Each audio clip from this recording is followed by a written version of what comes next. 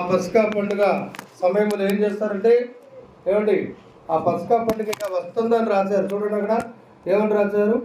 యేసు పస్కా పండుగకు ముందే ఎరిగిన వాడై, ఏమైంది? ఎరిగిన వాడై, పస్కా పండుగకు ముందే ఎరిగినవాడు. ఎక్కడికి వెళ్ళాలని?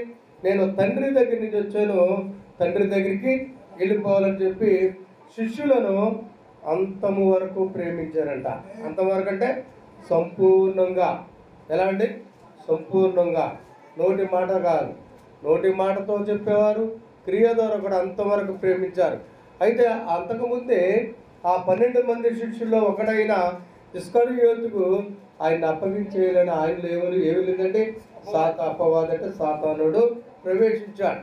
ఏమండి 12 మందిలో ఇతను ఒక్కళ్ళలోనే సాతాను ఎందుకు ప్రవేశించిందంటే ప్రభువారు కూడా ఉన్నారు. ప్రభువారికి కానుకలు వేసేటప్పుడు డబ్బు సంచి కూడా అతని దగ్గర ఉన్నది, ఇస్కరియోతు దగ్గర ఉన్నది. అయినప్పటికీ డబ్బుని ప్రేమించాడు కానీ ప్రభువారిని ప్రేమించలా. చాలామంది కూడా అంతే. ప్రభువారికి మొదటి స్థానం ఎవరికి ఇవ్వాలి? మనం దేవునికి ఇవ్వాలి. ఏమండి? నీ కొరకు నా కొరకు ప్రాణం పెట్టినటువంటి యేసు క్రీస్తు ప్రభువారికి మొదటి స్థానం ఇవ్వాలి. తర్వాత అయినా భార్యాభర్తలైనా ఇంకొకడైనా ఏమని అంటున్నారా? తర్వాత మరి స్థానం వాడికి ఇవ్వాలి. మొదటి స్థానం ఎవరికి ఇవ్వాలండి? ప్రభువారికి ఇవ్వాలి, దేవునికి ఇవ్వాలి. రెండవ స్థానం తల్లిదండ్రులకు ఇవ్వాలి, తర్వాత భార్యాభర్త, తర్వాత పిల్లలు. దేవునికి స్తోత్రం అండి. కాబట్టి ఇప్పుడు గారు ఇంకా ప్రభువారు ఇంకొక మాట చెప్పారు. మొదట నీ తండ్రి అయిన దేవుణ్ణి నీ పూర్ణ హృదయముతో ప్రేమించాలి. ఏమండి? తర్వాత నిన్ను వలె నీ పొరుగువాని ప్రేమించాలి. నిజ క్రైస్తవుడు ఉన్నాడు అనుకోండి, అతను ఎలా ప్రేమించుకుంటాడో పొరుగు వారిని కూడా అలా ప్రేమించుకోవడం. అలా ఉంటున్నావా లేదా? ఏమంటే వింటున్నారు? నా మాటలు వింటున్నారా? మనందరం క్రీస్తు ప్రభువారి రక్తం ద్వారా కడగబడినవారు. అందుకనే యేసు ప్రభువారే పరలోకములో దేవునితో సమానమై ఉండి, ఏమండి తన్ను తగ్గించుకుని రిక్తులుగా చేసుకుని మనం రక్షింపబడడానికి ఈ భూలోకంలోకి వచ్చి ప్రియులరా, ఇప్పుడు మనలో అనమాట ఈరోజు పిల్లలు పేరు పెట్టడానికి పాపం తీసుకుని వచ్చి ఉన్నా మహిమరాజు మణి కదండి, సువార్త మణి కదా, అవునా? సువార్త మణినా వచ్చారు పిల్లలు. వాళ్ళు అన్నిటికంటే విలువగా ఒక ఉయ్యాల తొట్టులో వేయాలి అవన్నీ ఉంటారు. పూర్వం చెట్ల కింద ఉన్నప్పుడు ఏదో గుడ్లో కట్టి అలా ఊపేవాడు, అలా బతికేంత దేవుడు అలా చేశాడు. ఏమండి? ఒక ఉయ్యాల తొట్టు అనేది మంచిది ఎన్నుకుంటామా లేదా? కానీ నిన్ను నన్ను రక్షించడానికి సమస్త సృష్టిని చేసినటువంటి దేవుడు ప్రభువారికి కలిపి చేశారు. కొరింథీయులకు రాసిన పత్రికలో ఉంటుంది. ఆ సృష్టికర్త ఏమండి మనం రక్షించడానికి పశువుల తొట్టిలో పొత్తి గుడ్డలు అంటే ఆయా వాళ్ళు ఇచ్చిన గుడ్డలతో ఏమండి ఆ సత్రములో పరుండ పెట్టారు. మీకు అర్థంతో చూడండి, సత్రములో స్థలము లేనందున పశువుల తొట్టిలో పరుండ పెట్టారు. అర్థమవుతుందండి? ఎక్కడ లేదు స్థలం? సత్రములో స్థలము లేదు.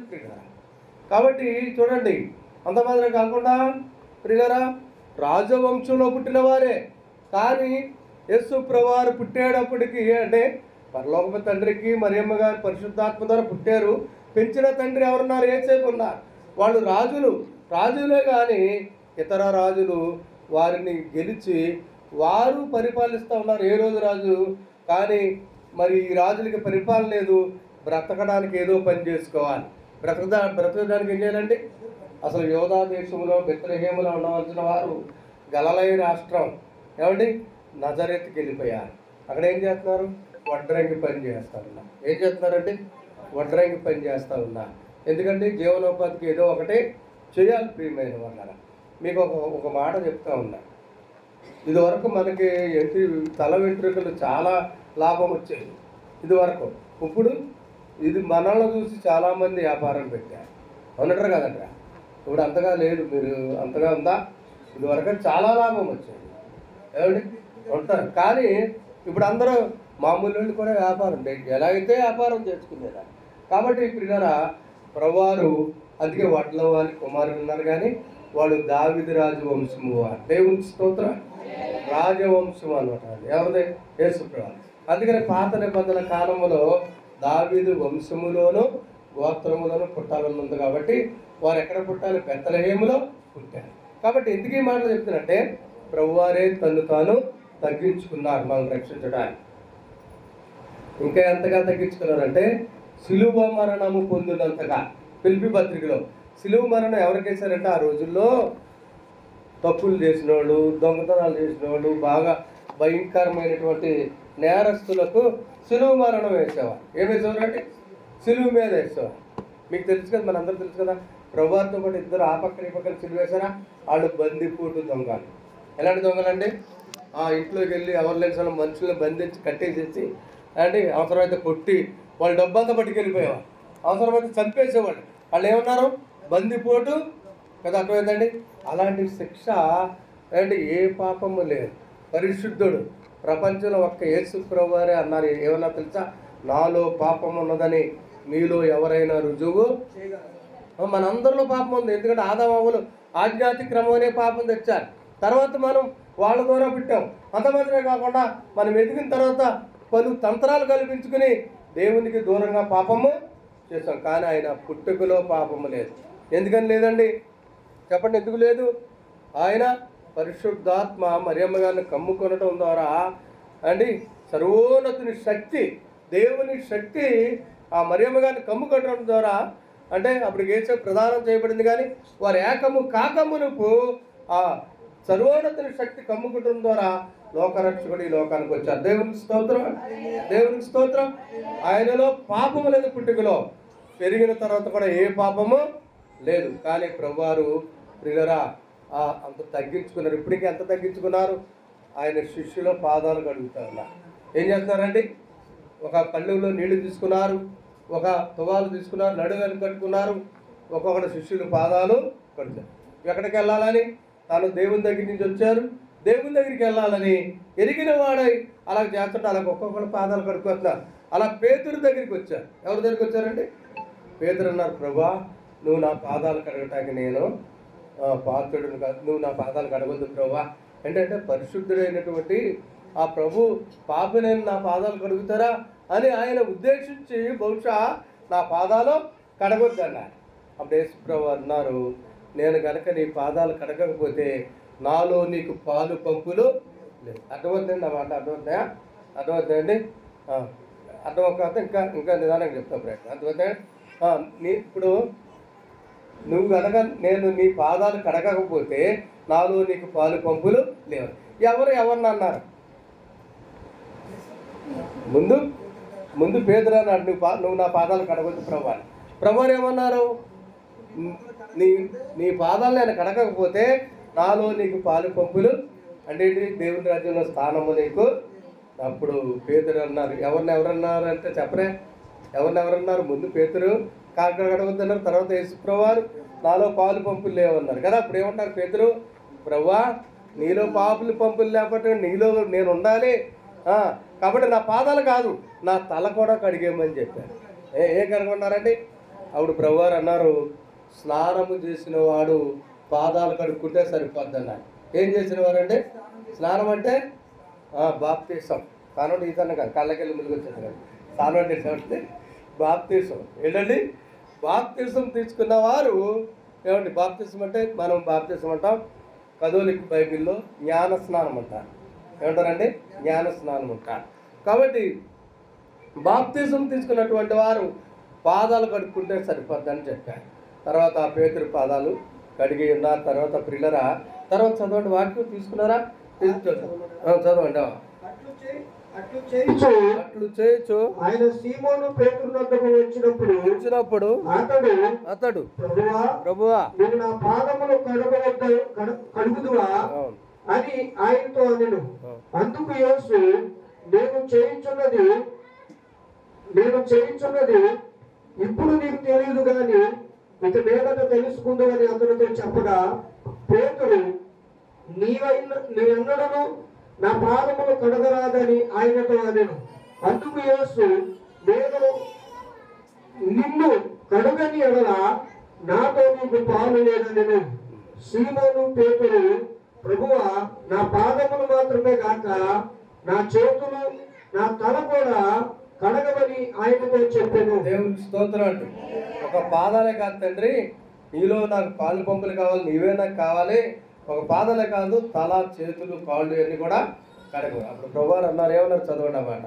ప్రభువారు ఏమన్నారు? అతన్ని చూచి స్నానం చేసిన వాడు పాదాలు తప్ప కడుక్కొనక్కర్లేదు. అతడు కేవలము పవిత్రుడాయను. దేవునికి స్తోత్రం అండి. ప్రభు ఆజ్ఞ ప్రకారం మనం చేస్తున్నాం. ఇప్పుడు ఏమయ్యాం? మనం పవిత్రులు అయ్యాం. ఏమయ్యామండి? పవిత్రులు అంటే పరిశుద్ధులు అయ్యాం, నీతిమంతులు అయ్యాం, యథార్థవంతులు అయ్యాం. అర్థమవుతుందండి.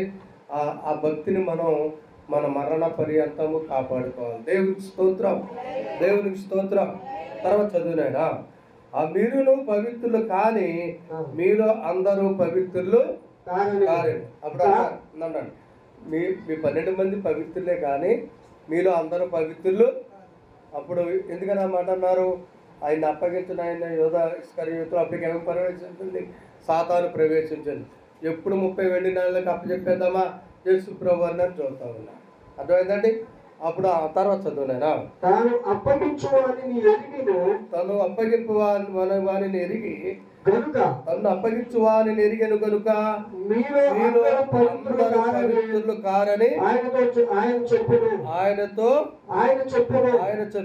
వారి పాదములు కడిగి తన పై వస్త్రము వేసుకొని తర్వాత ఆయన మరలా కూర్చుండి నేను మీకు చేసిన పని మీకు తెలిసినదా? బోధకుడనియు ప్రభువనియు పిలుచున్నారు. నేను బోధకుడను ప్రభువును కనుక పిలుచుడా. దేవునికి స్తోత్రం అండి. ఈ పాదాలన్నీ కడిగేసిన తర్వాత టవల తుమాలతో కూర్చున్న తర్వాత వాళ్ళతో అంటున్నారు, నేను చేసిన పని మీకు తెలిసిందా అని అడుగుతున్నారు. ఏమడుగుతారండి? నన్ను బోధకుడని ప్రభు అని పిలుస్తున్నారు, అది న్యాయమే. నేను బోధకుడను, ప్రభువునే, నేను చేసింది మీకు తెలిసిందా అని వారిని అడుగుతూ ఉన్నారు. ప్రియులారా, తర్వాత ఏమంటారంటే కాబట్టి ప్రభువును బోధకుడునైనా నేను మీ పాదములు కడిగిన ఎడల మీరును ఒకరి పాదములను కడగవలసి ఉన్నది. మనం కూడా ఏం చేయాలంటే ఒకరి పాదాలు ఒకరు దగ్గర మాట్లాడినా. కొన్ని చర్చిల్లో ఒకరి పాదాలు ఒకరు కడగరు. ఆ పాస్టర్ గారే కడిగేస్తారు మొగోడి, ఆ పాస్టరే కడిగేస్తారు. యేసు ప్రభువు ఏం చెప్పారు? ఒకరి పాదాలు అర్థమవుతాయా? ఒకరి పాదాలు ఒకరు కడుక్కోవాలి. నేను శాంతరావు గారి పాదాలు, శాంతరావు గారు నా పాదాలు, నేను ఇంకొకరు అలాగా, మళ్ళా అలాగ ఒకళ్ళు మన శాంతరావు అలాగా ఒకరి అలా చేసామా లేదండి? చేసామండి. దేవుడు మనకి అవకాశం ఇచ్చారండి. దేవునికి స్తోత్రం. 2026 ఈ ఆదివారం చూడలేదని కూడా చాలామంది ఉన్నారు. ఈ ఆదివారం మొదటి ఆదివారం మనకి. మొత్తం ఆదివారాలు ఎన్నని చెప్పాను? 52 వారాలు. ఏమైనా అలాగొస్తాయి. సోమవారాలన్నా 52, మంగళవారాలన్నా 52, బుధవారాలన్నా 52. ఇవన్నీ కలిస్తేనే 365 రోజులు అవుతాయి. అర్థమవుతుంది. ఇవన్నీ కలిస్తేనే అప్పుడు సంవత్సరం అవుతుంది. ఈ 52 వారాల్లో మన గత సంవత్సరంలో అన్ని వారాలు వచ్చిన వాళ్ళు కూడా ఉన్నారు కదా, అంటే ఉన్నారు లేరండి. కొద్దిమంది మనం 52 వారాలు కూడా తీర్మానం చేసుకోవాలి. ప్రభు ఒక్కరోజు కూడా మానకుండా మీరు ఆకడ ఆలస్యమైతే నా పోకడ ఆలస్యమైతే నేను నీ మందిరంలో ఉంటానని తీర్మానం చేసుకోవాలి. దేవునికి స్తోత్రం. అప్పుడే ఆశ కలిగిన ప్రాణాన్ని దేవుడు తృప్తిపరుస్తాడు. ప్రార్థనకి ముందే వచ్చారండి. సమయానికి ఎప్పుడు రావాలి? ముందే రావాలి. మీరు అందరూ ఇక్కడ ఉన్నారు, సంతోషం. కొద్దిమంది నా మాట వినపడుతుంటారు కొన్ని చోట్ల, అలా కొంచెం రాకూడదు. ప్రభు ప్రార్థన జరుగుతున్నది, మనం పెందల కాడే వెళ్ళాలి. మనందరికీ తెలుసు కదా, పెందల కాడే చీకటి ఉండగానే సమాధి దగ్గరికి వెళ్ళినా మరియతో పునరుత్థానుడైన యేసు ప్రభువారు మొట్టమొదట మాట్లాడారు. దేవునికి స్తోత్రం. ఎవరితో మాట్లాడారు? పెందల కాడే ఉండాలి దేవుని సన్నిధిలో. ఎవరన్నా ఏదన్నా మనకి అధికారులు ఏదన్నా చేస్తాము 6ంటికి రమ్మన్నారు అనుకోండి, మనం 7ంటికి వెళ్తామా? ఎన్నింటికి వెళ్తాం? ఒకళ్ళు అయితే 5ంటికి వెళ్ళిపోతారు. అలా ఉన్నట్టు కదా, 5:30కు అలాగే వెళ్ళిపోతుంటే దానికి ముందే వెళ్తాం. మనం ట్రైన్కి వెళ్ళాలని అంతే. ట్రైన్ ఆలస్యం అయితే అవ్వచ్చు, కానీ మనం ఆలస్యం చేయకూడదు. ఏమంటారు? ఆ ట్రైన్ ఎన్ని గంటలకు అన్ని గంటలకు స్టేషన్లో ఉండాలి అన్నట్టు కదండి. కాబట్టి ప్రియమైన వాళ్ళ దేవుని సన్నిధి అంతకంటే ఏమంటే గొప్పది. దేవుని స్తోత్రం. మన మధ్యలో ప్రభు ఉన్నారండి. మన మధ్యలో ఎవరు ఉన్నారండి? ప్రభువారు ఉన్నారు పిల్లరా. మనల్ని దీవించాలంటే మనం ఇద్దరు ముగ్గురు ఉన్నప్పటికీ ప్రభువారు చేస్తారు. దేవుని స్తోత్రం. నమ్మున అందరూ దేవుని స్తోత్రం చెప్పండి. ఇద్దరు ముగ్గురు ఎప్పుడైతే ప్రభువు నామములో కూర్చున్నారో అప్పుడే వస్తారు. ఆ పుల్లట్టుకుని కూడా అక్కడ కాదు, దేవుని సన్నిధిలోకి వస్తారు. దేవుని స్తోత్రం. అది అర్థమైందండి. ఎక్కడికి వస్తారండి? దేవుని సన్నిధి, దేవుని నామంలో కూర్చుంటూ వస్తారు. మనం ఆలస్యంగా వస్తే ఎంత సిగ్గండి అప్పుడు కదా, అవునంటారు కదంటారా? పిల్లలు కూడా బళ్ళు ఆలస్యంగా వెళ్తే తీసుకోరండి, బయటికి పంపించేస్తారు. అర్థమవుతుందండి. దేవుని సన్నిధికి పెద్దలగానే రావాలి. దేవుడు ఇప్పుడు మళ్ళీ అసలు దేవుడు ప్రతీది కూడా లెక్కలోకి వెళ్తాం. కాబట్టి ప్రియులారా, ఈరోజు చూడండి, ప్రభువును బోధకుడినైన నేను మీ పాదములు కడిగిన ఎడల మీరును ఒకరి పాదములను ఒకరు కడగండి. నేను మీకు చేసిన ప్రకారము మీరును చేయవలనని మీకు మాదిరిగా ఇలాగూ చేశాను కదండి. నేను చేసిన ప్రకారం మీరు కూడా, దేవుడు మరి నూతన సంవత్సరం ఈ మొదటి ఆదివారంలో దేవుడు మనకి అవకాశం ఇచ్చారు. దేవునికి స్తోత్రం. నిజంగా కడగాలి అన్నారా? ఈయన పాదాలు కడుగుతుంటే ఆయన పాదాలు అనుకోకూడదు. నిజంగా మన హృదయపూర్వకంగా కడగాలి పిల్లరా. ఎందుకంటే తను తాను తగ్గించుకునేవాడు హెచ్చింపబడతారని చెప్పారు. ఏమంటారండి? తగ్గించుకోవాలి పిల్లరా. అలా తగ్గించుకున్న వారే హెచ్చింపబడతారు. తర్వాత వచనం చదివి నేను ముగించి ప్రభు పనులోకి వెళ్తాను. 15 చదువు. నేను మీకు చేసిన ప్రకారం మీరును చేయవలనని మీకు మాదిరిగా ఇలా చేశాను. దాసుడు తన యజమాని కంటే గొప్పవాడు కాడు, పంపబడిన వాడు పంపిన వాని కంటే గొప్పవాడు కాడని చెప్పుచున్నాను. పంపబడినవాడు అంటే అపోస్తలుడు అనమాట. పంపబడినవాడు అంటే ఎవరండి? అపోస్తలుడు అంటే అర్థమంటే తెలుగులో పంపబడినవాడు అర్థమండి. ఆ అపోస్తలుని ఎందుకంటే యేసు ప్రభువారి ద్వారా 12 మంది శిష్యులు 11 మంది అని ఒకటి పోయాడు కదండి. 11 మంది పంపబడ్డారు. తర్వాత ఇంకొక ఆయన ఎన్నుకున్నారు. ఆయన ఎవరు? ప్రభువారు ఎన్నుకున్నారు. పౌలు అపోస్తలుడు. ఆయన అంతకుముందు సౌలు, తర్వాత పౌలుగా. కాబట్టి పిల్లరా, పంపబడిన వాడు తను పంపిన వాని కంటే గొప్పవాడు కాడని మీతో నిశ్చయంగా చెప్తున్నాను. ఈ సంగతులు మీరు ఎరుగుదురు కనుక వీటిని చేసిన ఎడలా దేవునికి స్తోత్రం. ఈ సంగతులు మీరు ఎరుగుదురు కనుక వీటిని చేసిన ఎడలా మీరు ధన్యులు అంటే సంతోషం భరితులు, ఆనందంగా ఉండేవారు. ఎప్పుడు ఆనందం అవుతుంది? నిజమైన ఆనందం. ఒక పాపి రక్షింపబడినప్పుడు ఆనందం అవుతారు. ఇప్పుడు నిజంగా మారు మనసు పొంది పాప క్షమాపణ నిమిత్తం యేసుక్రీస్తు ప్రభువు నాలో బాప్తిజం తీసుకున్నాం అనుకోండి, దేనికి భయపడం, మరణానికి భయపడం. దేవునికి స్తోత్రం. దేవునికి స్తోత్రం. ఎందుకు భయపడం? ఏ ప్రభు వారి గురించి అయితే చెప్తున్నామో ఆ ప్రభు దగ్గర ఉంటాం. దేవునికి స్తోత్రం అంటే అదని అర్థమవుతుందండి. ఆ ప్రభుతో ఉంటాం. అందుకని మనం ఇంకా భయపడుతున్నాం. మరణం అంటే ఏదన్నా వస్తే భయపడుతున్నాం. ఇంకా లోకానుసారంగా మనం ఎంతో అధైర్యంగా ఉంటామంటే మనం ఇంకా మనలో పరిశుద్ధాత్మ నింపుదల మనకు లేదు. నీలో పరిశుద్ధాత్మ ఉండి దేవుని వాక్యానుసారంగా నడిస్తే మరణానికి అసలు భయపడం. అర్థమవుతుందండి. ఎందుకు భయపడం? మనం చనిపోతే దేవుని రాజ్యం ఉంటాం. దేవునికి స్తోత్రం. అందుకే పౌలు గారు అన్నారు, బ్రతుకుట క్రీస్తు, చావు అయితే లాభం అంటారా? ఎవరన్నా అంటారా?